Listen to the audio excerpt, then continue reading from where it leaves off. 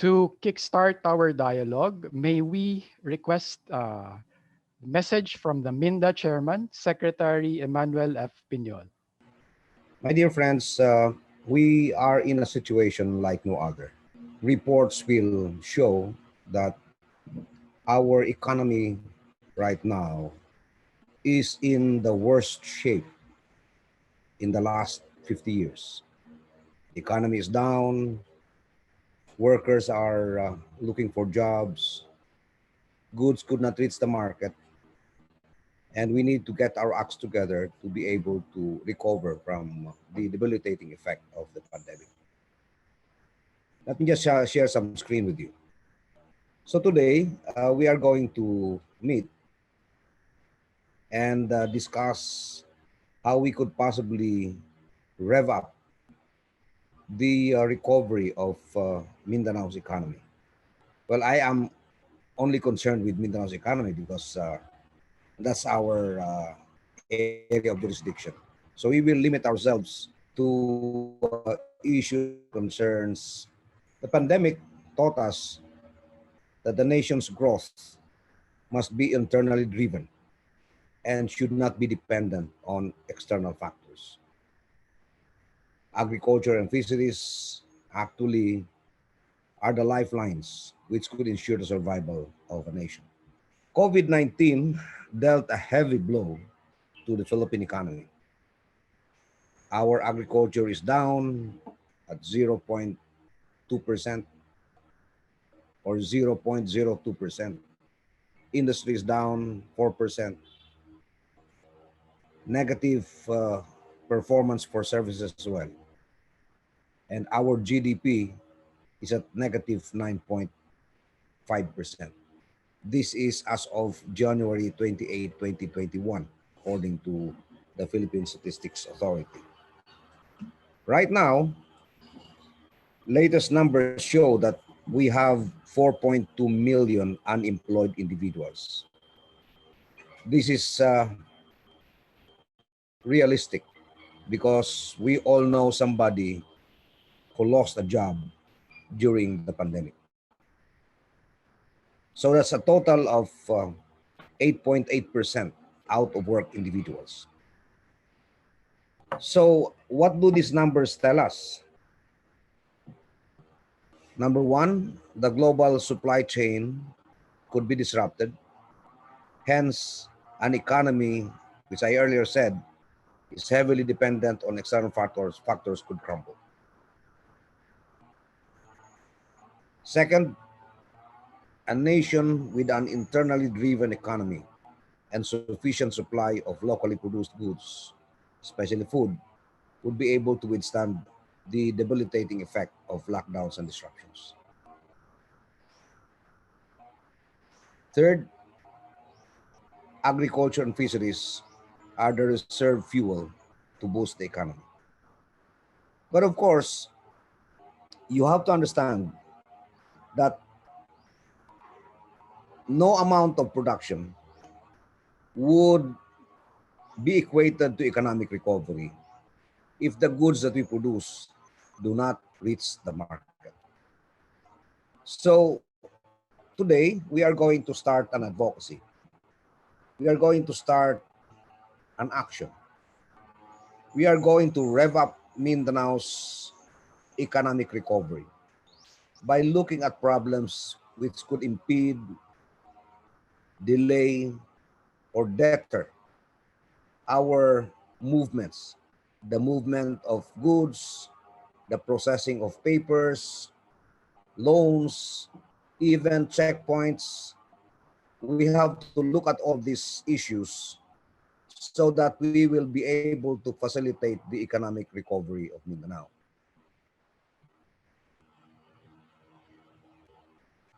You know, these are the programs that we are implementing right now. But all of these programs would result to nothing if we have problems with our supply chain, our movement, the ease of doing business, red tape, bureaucratic issues, and all others. And so today, we will be starting the organization of the Mindanao Economic Recovery Facilitation Council. There's a lot of questions. Even maski ako, I have a lot of issues to be raised today, not only the private sector. Number one, yung issue ng pagharang ng mga truck sa highway. It really delays the movement of goods and it causes losses to our producers and to our transport operators, which in turn will be passed on to the consumers, which in turn will result in a very slow economic activity, which in turn will impede our economic recovery.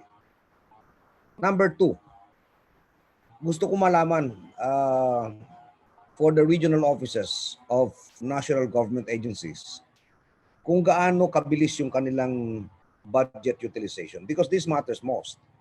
In this time of crisis, the timely release of funds and assistance, which could boost the economic growth, is very critical. When I was DA Secretary, I made sure that every quarter we would have a budget utilization review. And it resulted to a very high budget utilization performance. And I'm proud to tell you that this advocacy, I brought this with me when I moved to Mindanao. And the other day, it was reported to me that for the first quarter of 2021, Minda's budget utilization stands at 100%. And I would like to congratulate everybody for that achievement. But what is the difference between very low budget utilization and high budget utilization? You have to understand that the moment an agency receives a budget for a specific period, that budget amounts to services and goods to be delivered to our people, our constituents.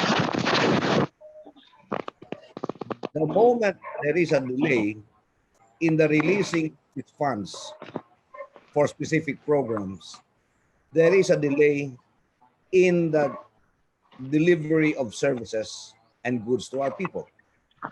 In fact, I have always said that any amount of government money that is not spent represents services and goods undelivered to the Filipino people.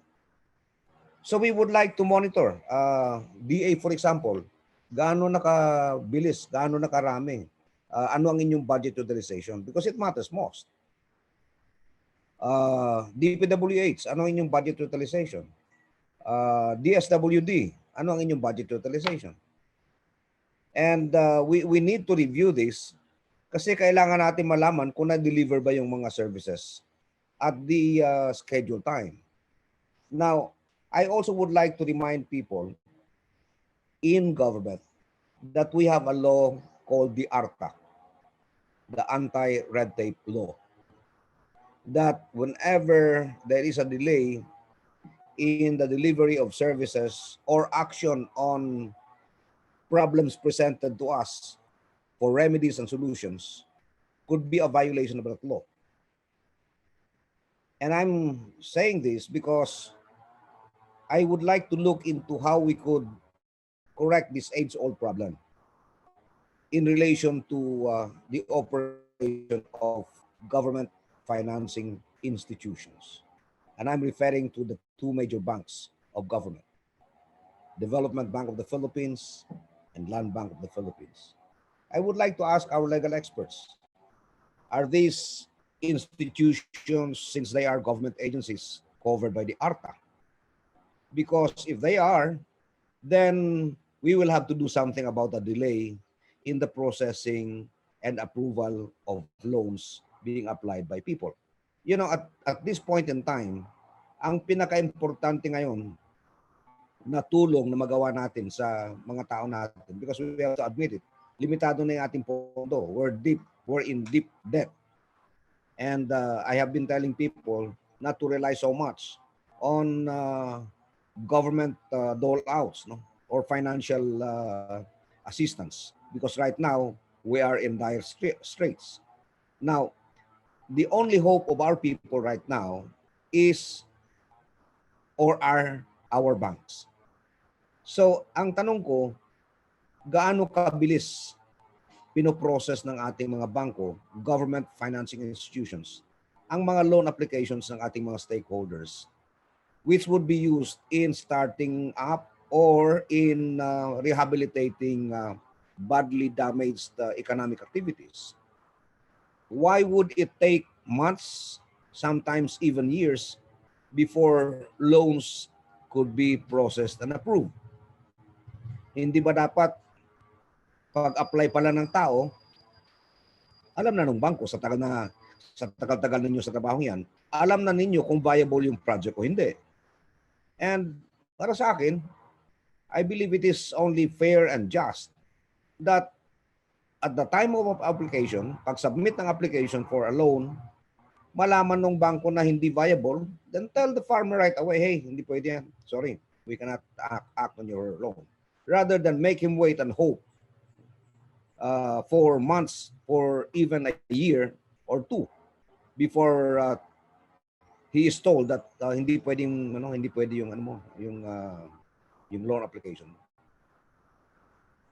Third, I also would like to look into the operation of our ports because of that very sad situation in Macnog, Sorsogon, na kung saan yung mga truckers from Mindanao are delayed for 5 days up to 2 weeks bago makatawid.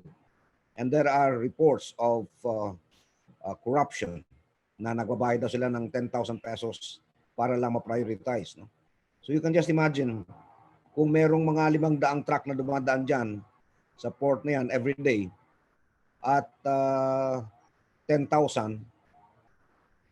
pesos. That's what? That's 5 million a day? And that 5 million a day is money that will be charged to the consumers, the end users. Money which farmers will lose from their income. Now, in as far as Mindanao is concerned, we don't want this situation. And we should not have this situation.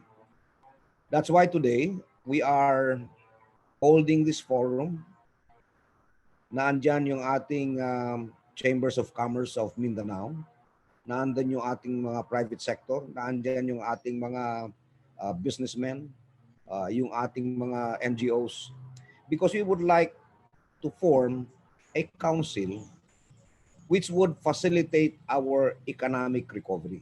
Ibig sabihin, paano ba natin ma-address itong mga problema ito? Because right now, there is no single body which addresses these problems. Like say for example, if a trucker is held up along the highway because dun sa dulo, may LTO, may traffic, may city traffic enforcers, may PNP, HPG na nag-checkpoint, and he waits for what? Hours. Ito nakakatawa to but this is reality.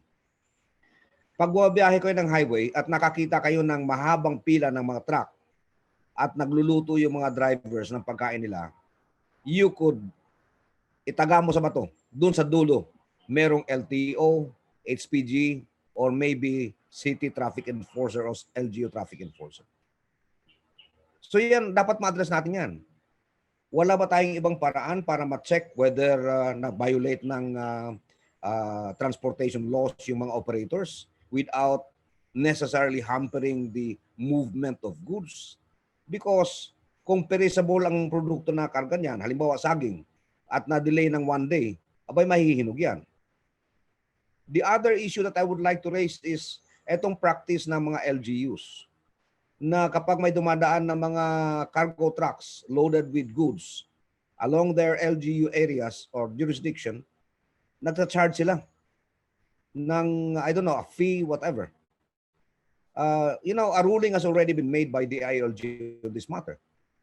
The moment na si San Miguel, for example, nag-transport ng kanyang manok from one point to another point, the moment na ginawa niya yan, hindi siya dapat i-hamper along the highway.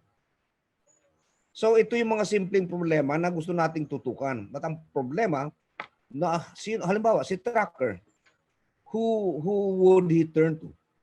Sinong hihinga niya ng tulong? That's why my proposal today, as we start this consultation and forum, is for us to form a council, not necessarily led by a government official, maybe supported by government agencies like the MINDA, led by a private sector representative, uh, preferably the Chamber of Commerce, na mag-set up tayo ng 24/7 na complaints and action center. So that kapag si trucker halimbawa hinaras nung PNP-HPG or traffic enforcer or LTO at hindi makatulungan, meron siyang pwedeng i-communicate. Pwede siyang mapadala ng message para ma-address yung kanyang complaint. So ito po yung purpose ng ating meeting today. And I know that challenging itong trabaho na ito because we need the cooperation of everybody to make this work. But I believe we have to do this or else we will stagnate. And the moment there is economic stagnation, tayo din ang kawawa. So with this message, my dear friends, I hope to be able to convince everybody to join hands. Let's work together for a better Mindanao by facilitating our economic recovery. Thank you very much and good morning. Thank you very much, Secretary Manny Piñol. So at this point, ladies and gentlemen, especially from our participants, private sector, you may now freely ask questions or start your share issues that you may have experienced along our recovery efforts in the Mindanao region. And I'm Pete Marquez, Regional Governor of Central Mindanao. How are you? Kababayan kita sa Cotabato dati. I had happened to meet in by chance yung isang grupo rito sa may doing some agricultural services, no? Perhaps you've been aware of this. Sa Maguindanao, gumagamit sila ng malalaking harvester machines from United States, yung John Deere. And there were two Filipinos from the USA, the one operating this dito sa may Mamasapano, sa may bandang malapit sa Sharif Agwa. And ang bilis ng harvesting nila. And also they told me that yung mga drying facility nila will only dry. Mais ito, Mr. Marquez. Corn. Mais po. Okay, Yellow yeah. corn. Yeah. And drying time nila for a big facility will only dry it up for almost 3 to 4 hours, no? Hindi kagaya nung mga iba na ibilad natin sa solar dryer highway, no? Like I've seen in Bukidnon and some parts of Maguindanao. The yellow brick. Nakaka-aksidente yan. Exposed sila sa elements from dumi ng mga animal, likabok, natatapakan at nasasagasaan ng mga sasakyan at kaka-aksidente. You know? Even cassava I've seen na dinadry na rin pati sa highway. So is there any way that you can get in touch with these people na perhaps magastos yan, no? Malaki itong drying facility nila. But I think this will help the farmers. It's been with us for past panahon pa ni Marcos, ganito na, kahapati highway, ginagawa solar dryer. 2021 na ngayon. And there should be perhaps a silo yata ito na they can dry it up in a few, para high quality yung mga product ng natin, ng mga corn natin and also cassava. Yun lang po, I will need to listen from you, your answer. Salamat. Thank you. Actually, totoo yan. In fact, hindi consistent sa biosecurity protocols yung pagbibilad ng mais sa kalsada. Because it could be one of the reasons why ASF spread. No? Kasi malay mo, may dumaan na may truck may karang baboy dyan. Natalsikan ng ASF yung mais. And in the process, ginawang feeds. You know, it's one area that experts are looking into right now. No? Now, yes, I've seen these machines actually. These are big machines, no? In the US, uso ito. In fact, sa US, 5,000 acres, isang pamilya lang nag-ooperate, no? 5,000 acres ng mais. Yan ang naging problema natin sa Pilipinas kasi yung atin is small land holdings. And we have corn farmers who plant only an hectare, 1 hectare, and so on and so forth. Which is why this is one of the priorities of MINDA actually.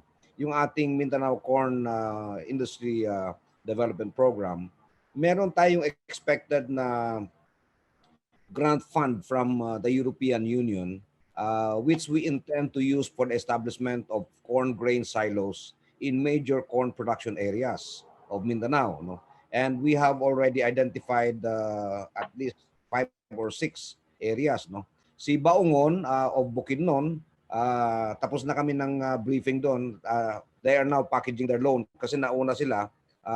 Magka-counter pa. Kung dumating yung pondo ng EU, ika-counterpart na lang namin yon, no? So these facilities will involve the establishment of corn grain silos which could store the grains for a period of up to 28 months.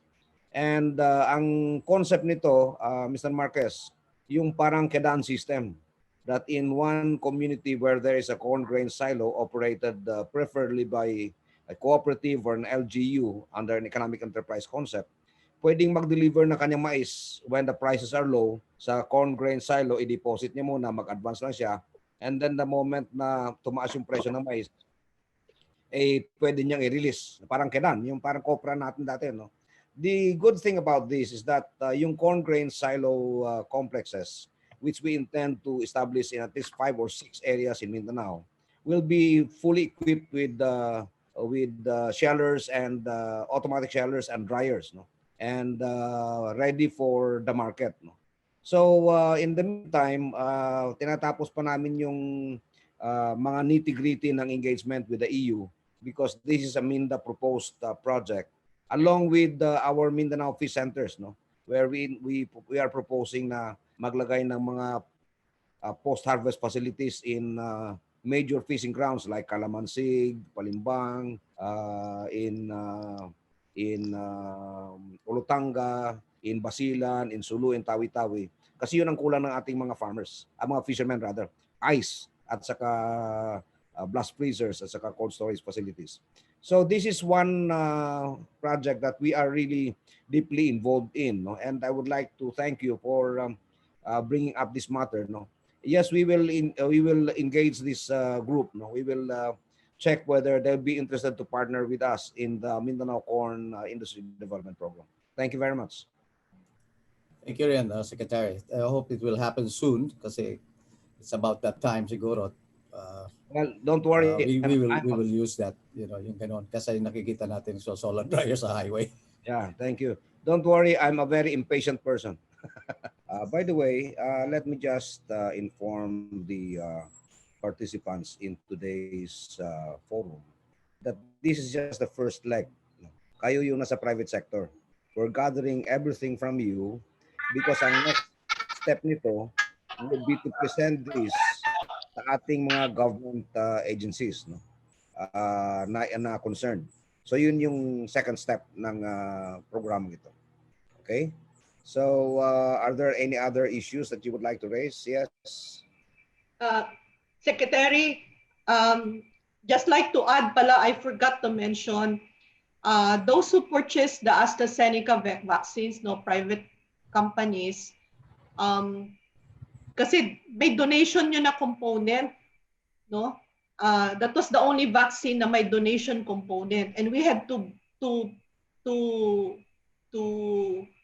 pay for the that donated portion. For every dose that we ordered, there is 1 dose for the government. So if we procured 5,000 doses, another 5,000 doses we have to pay for as donation to government.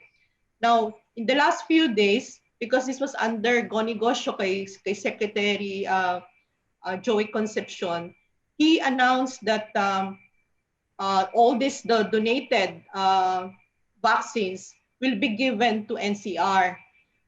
Previously, ang Davao region and also Northern Mindanao, we wrote a letter to Secretary Galvez saying that the donated portion should come back to the region so that we can also utilize it, no, for to also have a herd community here in the region.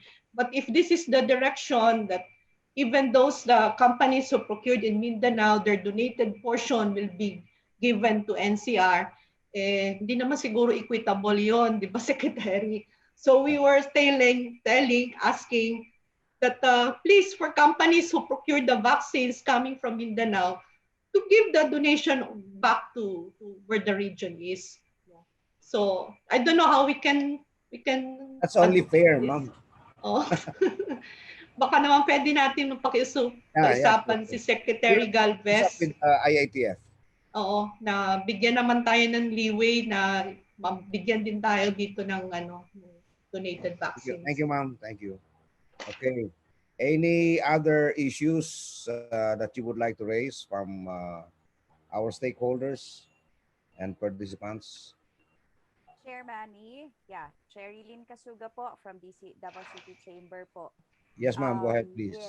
And I guess this council na itatayo po sana natin, alam natin paano at kung ano ang magagawa doon po sa financing, no? We do understand banks have due diligence, no, and all that. But by experience, I have really, and that is the truth of the matter, it takes months, no, even up to 6 months, pag-process po ng mga dokumento hanggang sa pag-release. Mahaba po yung proseso nila. Una, hindi natin alam kung nandyan na ba yung pondo, hihintayin dahil pabalik-balik po. Pag nag-apply po kayo, tapos ipaprocess nila, no? Maraming mga approval, dadaan ng iba't ibang opisina, iaakyat sa central office nila. I'm talking about DA Annual Loan Program. Tapos babalik na naman dito, ipapasa doon sa region. So ganun po yung proseso, may haba po. Not to mention the 2-page, 3-page pa na requirements na kailangan mo isa-submit. Ngayon, the point is, paano kaya tayo makakatulong sa, I don't know kung tayo ba makaka-vouch sa kanila, pero it's really difficult, especially to the marginalized, because these programs, of these loan programs, these are for the marginalized agri-fishery people, no? And pero binibigyan po sila ng katakot-takot na mga business plan at mga requirements. So it does not equate to the purpose of the loan, no? So kawawa sila. Like for me, I encouraging them to know the programs of the government. Itong mga estudyante ko sa farm school, kumuha sila ng loan kasi kailangan nila para maging agripreneur, pero wala po sila dahil natatakot po at mahaba at nadidisapprove lang din daw sila. So para saan po yung loan? Kung mismo nga po tayo, nahihirapan po ako para mabigyan lang po na loan. Pero na-approve naman. Pero it takes persistence. Kaya when we deal with the government, persistence is the key. Consistency is the key. Ganun lang po talaga. Huwag po tayo mawala ng pag-asa. Pero yun lang, paano na lang po yung walang-wala na kailangan pa, ultimo maghukay ng fish pond, kailangan pa ng environment certificate, compliance. And imagine mo kung gaano kahirap yon na pupunta pa sila doon sa departamento, kukuha ng papel. Mahirap po, marami po, the business permit pa. So, marami pong pagdadaanan. Pero I respect the process. We have to respect the process. It's just that I don't know how this council would be able to help, to coordinate, to try to, I don't know, hindi ko po alam kung susulat ba tayo. Yun lang po sa akin, Mr. Chair. Salamat po. Thank you, Charlene. Actually, I'm with you in the issues that you raised. No? Isa ako sa mga may grievance dyan. In fact, when I took over the Department of Agriculture, ang unang tinignan ko actually doon, magkano ba yung pera ng gobyerno sa DA na pinapautang sa mga farmers na hindi ma-access? And you know what I found out? 2016, 5 billion yung available na andun sa land bank, nakatago, at saka iba na sa ACPC. At walang information campaign na mayroong ganitong facility, walang tulong yung gobyerno kung paano i-facilitate, no? Ito yung typical government action or inaction, no? And I'm very critical of that actually.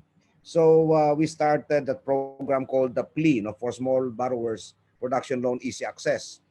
That would have started the advocacy that I wanted to achieve. No, unfortunately, I had to move to Minda. Ang tingin ko kasi, kailangan talaga natin sa Pilipinas ng real farmers bank. Yung DBP at saka Land Bank actually, while they are helpful, could not possibly serve the needs of the small farmers, yung mga walang pang-collateral. No? Iyon ang isang limiting factor actually sa productivity ng ating mga farmers. Kasi yung nangangailangan ng mga 100,000 lang, hirap yan, hindi makapunta ng bangko yan. No? So ang advocacy sana namin noon na umpisahan natin yung pag-establish ng totoong farmers bank na based on uh, a digital database, no, na inumpisa na sana yung RSBSA, the Registry Service for Basic Sectors in Agriculture. Hindi na kailangan ni farmer pa na ECI at hindi niya kailangan pa mag-accomplish ng many documents. The card that he will get as member of the RSBSA should be enough to guarantee that he is a legitimate farmer, that he is qualified to avail of a loan. That's the only way. Hindi talaga, we really have to address this. In fact, isa ito sa mga topics na binention ko kanina at my opening statement. And I really would like to take this up with the presidents of both Land Bank and DBP. No? Kasi yung Minda, may inorganize kaming grupo, yung Alalay, no? Which is actually assistance to loan availment for agricultural industries, for livelihood and agricultural industries. And ang purpose sana niyan, tulungan si loan applicant, say for example, small entrepreneur, no? Na gusto mag-umpisa. Hindi alam kung anong gagawin, sino lalapitan, DNR. Minda actually came up with a program. No? Pero ang nag-access pa lang sa amin ngayon, yung mga LGUs, yung may isang fish feed company sa Panabo, and we were able to help them actually, but hindi pa rin ako happy sa yung pacing ng processing ng loan application. In fact, kanina nga sa isang Facebook page ko, sa isang Facebook post ko, sabi ko dapat outright, since veterano na naman yung mga taga-bangko, unang tingin pa lang, alam mo kung viable yung project o hindi. Kung hindi viable, sabihan mo na si applikanto, hindi viable yung project mo, sorry na lang. No? Go to other banks if you want to, but we cannot entertain that. No? Huwag mo nang paasahin pa, i-evaluate, i-appraise, i-process, and then only to be told, sorry sir, hindi namin na-aprobahan yan. No? So we're casting false hopes actually. And hindi kapos ang gobyerno sa funding, sa loan funds actually. We have a lot of money. In fact, even sa ACPC, hindi question yung kakulangan ng pondo. Meron yung pag-access talaga ng pondo ang kailangan nating i-address. And yes, I agree with you. We really have to refer this to both DBP and Land Bank and try to ask them, could you possibly facilitate the processing? Pag alam niyong viable, pasanan natin dahil pabalik-balik na yan. Yung bang tinutulog-tulugan. Alam mo, totoo lang. Ang pinakaunang bottleneck dyan yung appraisal. Hindi available si appraiser, may lakad pa, schedule namin next week. Ha? Nag-iisa lang ng appraiser. No, precisely. No? But in times like this, na kailangan natin ng alalay para maka-recover tayo economically, we need to fast-track this. And I agree with you. This is a legitimate issue that we should raise to our government financing institutions. In fact, tinanong ko nga kanina, since they are government institutions, are they not covered by the ARTA? Di ba? So, tingnan natin yung mga legal implications yan. And but I assure you, we will address your concerns. Thank you. Thank you, Mr. Chair. Sir, All right. in relation lang sa concern ni Ma'am Cherilyn, may suggestions lang din sa chat box from Tony de la Cruz that we need to review, or the council will have to move for the review of period for loan evaluation. And then from Manuel Jaime, maybe we can explore central bank to issue an order to all banks to fast track the review of loan applications. And then Sir Viclao also said that for Land Bank and DBP, their procedures have to be aligned also with the move of the government to fast track all transactions, all in relation to financing, sir. Okay, thank you. Any other concerns from our stakeholders? Mr. Secretary, Yes, sir. Art Milan here of Hi, PCCI. Art. How are you? How are you? Yeah, kamusta? Okay lang. I'm with you on this agriculture as a major role in terms of our economic recovery. Tapos internally driven pa yan, Secretary. But sad to say that most of our agricultural lands are under ancestral domain at mahirap i-access. How would you plan to solve this problem, especially on the ancestral domain areas? Kasi ito yung malalaking unproductive, undeveloped lands na nandito sa area natin. Yeah, actually, totoo yan, Art, no? But we have to understand that there's a law that covers that. So we really have to work with NCIP. But in fact, maraming mga ancestral domain holders na gustong makipag-tie up eh. It's just a question really of engaging them and partnering them with the prospective investors. In fact, tingin ko nga pinaka-safe na yung mag-invest sa ancestral domain because hindi pwedeng basta-basta pumasok yung bagong grupo eh. They will have to go through a very stringent process, no? So if you could identify which areas you would like to explore in or invest in, maybe Minda could help facilitate, no? This is our job. We are the kung sa kuan pa sa ano bang tubig-tubig, yung larong tubig-tubig na Bisaya, lantay-lantay sa Ilonggo. Kami yung libuter, eh. Kami yung ikot ng ikot to make sure that everything is covered. Okay, thank you. You're Thank you, the Art. conduit.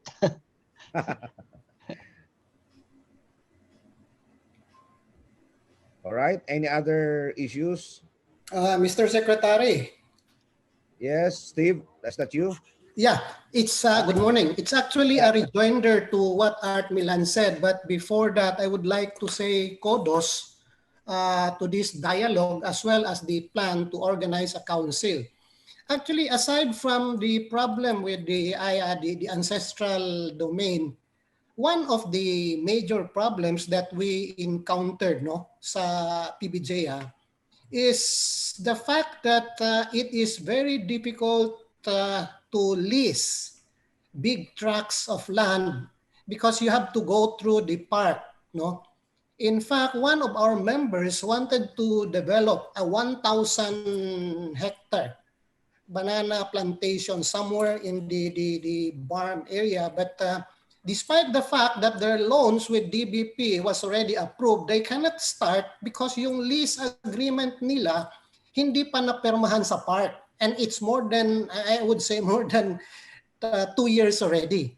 So did you say park, the Provincial Agrarian Reform Council? Yes. Now, let me remind you, Steve, they have a different setup now sa BARM. They have their own MAFAR, and that's the counterpart of DA, but theirs is actually a combination of DA and DAR. So if you could identify the group, we will try to facilitate it. We could help actually because we're engaging MAFAR right now in several projects, especially yung Bangsamoro Halal Beef Production Program natin. We're directly engaging with them. In fact, we signed a memorandum of cooperation with Mafar Barm just 2 weeks ago. So kung masabi mo lang, matulungan namin. Kasi sayang yun, Mr. Secretary, 1,000 hectares can actually employ something like 3,000 people. Yeah, I know. So probably we'll discuss the details with si Janet siguro because I cannot mention the name of the company here. Okay, yeah, baka magalit yung chairman ng kumpanya sa akin, sabi bakit sinabi mo yung pangalan ng kumpanya, no? Okay. So, sayang yun, Mr. Secretary. Eh. Sure, sure. We will try our best to help. Okay, thank you very much. Thank you. All right. Thank you, Steve Antig. No? Meron pa bang mga issues? I saw Sir Vic Lau raising his hand. Yeah, Vic. Good morning. Good morning, Secretary. I hear that you mentioned a moment ago about the program on the corn. No, this is a very laudable program because as everybody knows, corn is a commodity, and the cost of production really plays a major role. Presyo lang kasi yan. That's the reason why in other countries they farm it. As you said, 5,000 hectares can be farmed only by one family because they're highly mechanized. One of the challenges we really have here now is how to consolidate big tract of land in the light of our agrarian reform program. So maybe Minda can assist if there is an investor. We don't lack the investors that are willing to come in to farm this. The problem is the difficulty in consolidating that big tract of land. No, if Minda can come up with a program on how to consolidate this and maybe handheld the investors, then the corn program will be a success.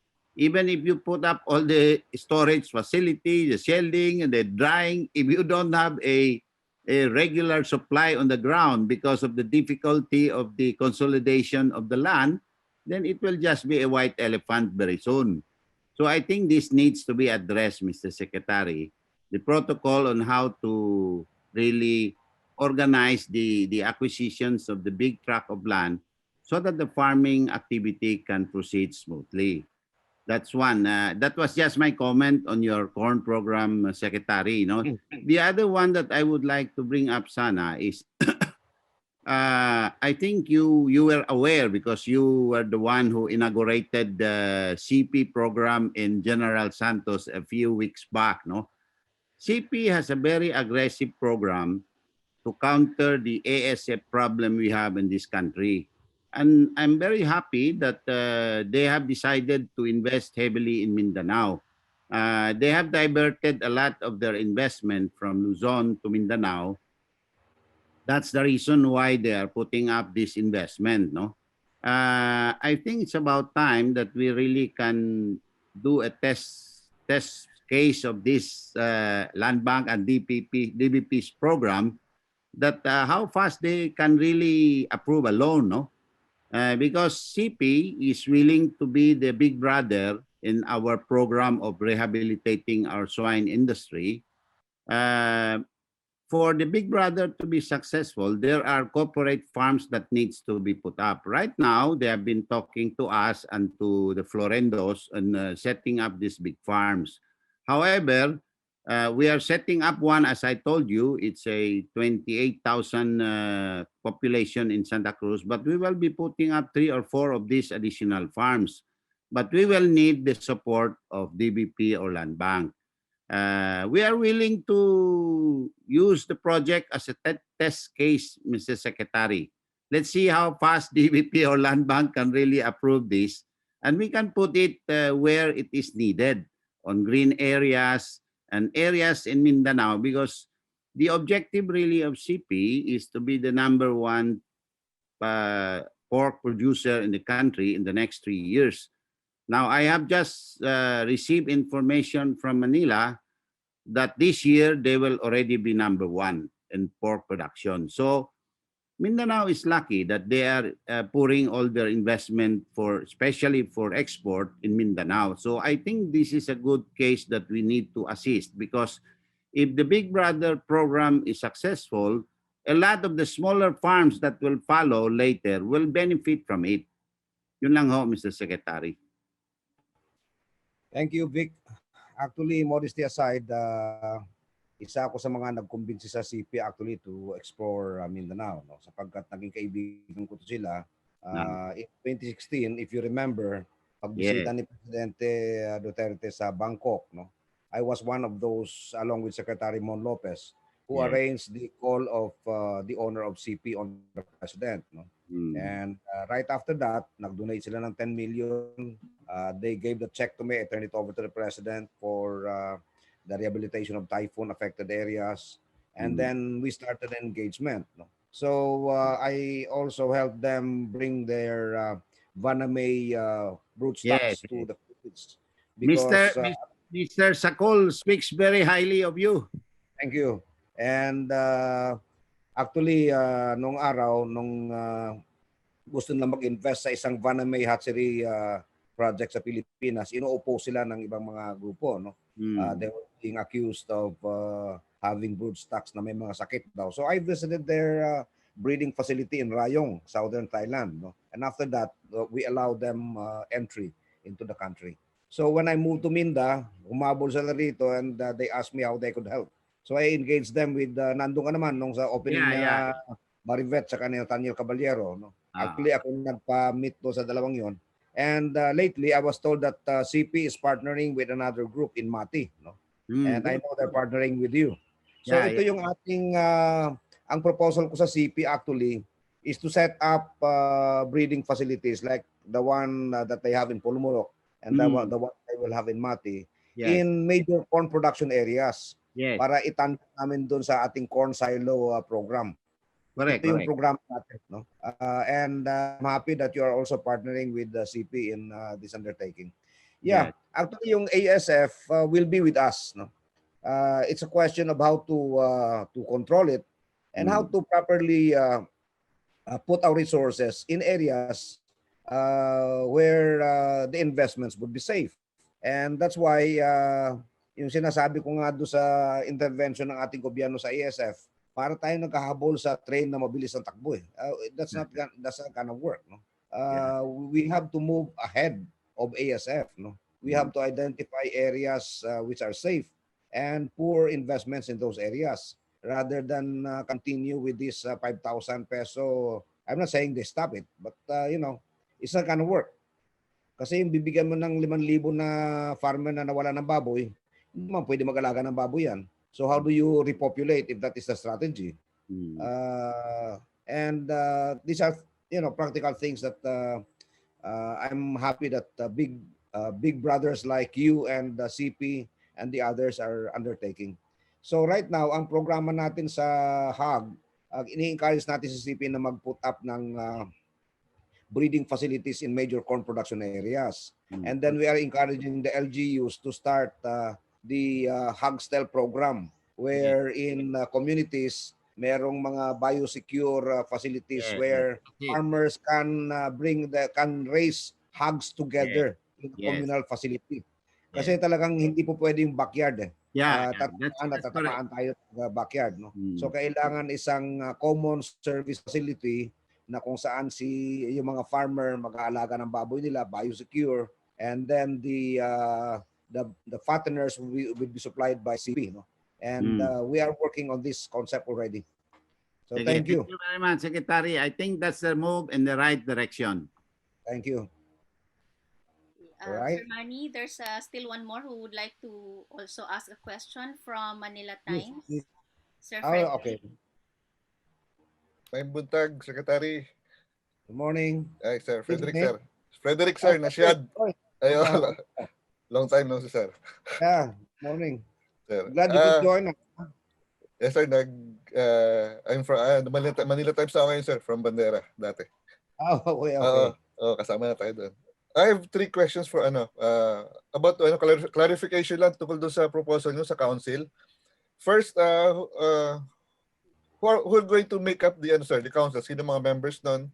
And second, it will be a multi-sectoral and interagency council where the private sector and government will be represented. And the purpose is to address issues and problems that may impede our economic recovery. We would also be acting as a monitor on the progress of several and different undertakings, related to our efforts to revive the economy in Mindanao. Is the council will be under the Minda? No, Actually, we would personally, I would prefer that the private sector would lead this, with the support of Minda as the secretariat, and Minda could actually provide the facility na magtanggap ng mga complaints, no, 24/7, para halimbawa lang, no, may isang tracker na hinarang halimbawa sa Lipata, no, Yeah. at hindi niya ma-solve kung hindi niya malaman kung anong gagawin niya. We will provide these people with contact information, and they will be able to reach us 24/7 para matawagan namin yung specific agencies who could help him or them in accessing the port facilities. Saan po magagaling fundings nito, sir? Well, this is going to be an interagency effort, and I don't think we would need a lot of resources here. Minda could offer the secretariat services. Other agencies could use their specific budget for actions that will be undertaken by their departments. Sir, do you have a timetable for this? I would like to have this organized right away. In fact, ito yung first step. The next step is to present the inputs today to the government group, no, to the interagency group, composed of agencies with regional offices in Mindanao, especially yung nagdi-deliver ng services, no, like DSWD, DA, DOT. DOLE, lahat ng mga ito, no. Kailan niyo po plano sila i-meet, sir? I wouldn't know. Janet, what's our next schedule for the government side? Sir, we are tentatively setting it for next week. We're awaiting for the confirmation of the other government partners. Okay. Yes, sir. So as soon as they confirm, Frederick, we will hold another virtual forum involving the different government agencies. Yes, sir. Thank you very much, sir. Yun lang, sir. Thank you, Fred. Okay. Other concerns?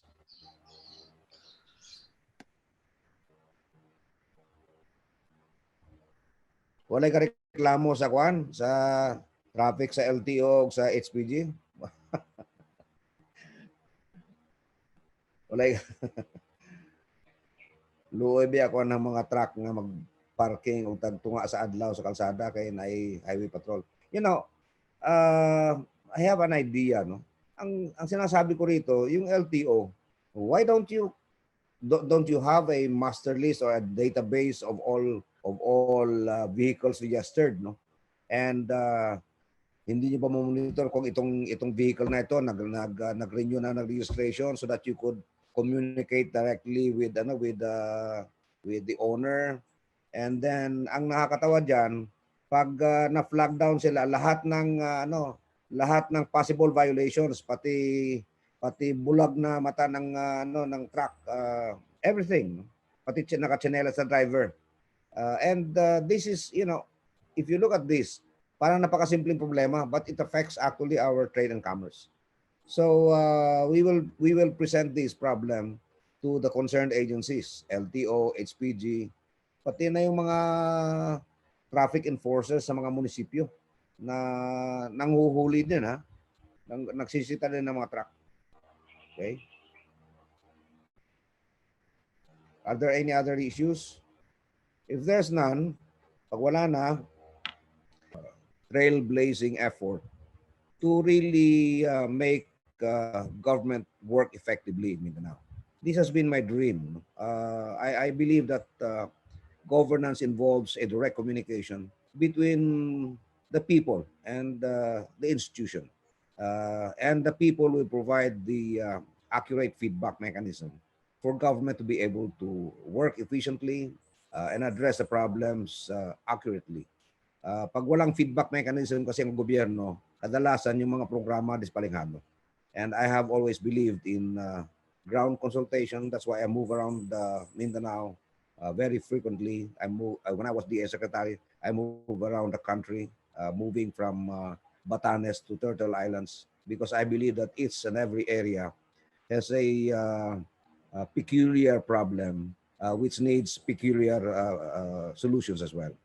So I'd like to thank everybody for participating, and our next meeting will be with the government panel, the government agencies, and I would like to thank all of those who provide us with inputs. So at this point in time, I would like to give way to USEC Janet Lopez to give us a synthesis and spell out the next steps that we will take in this direction. Thank you.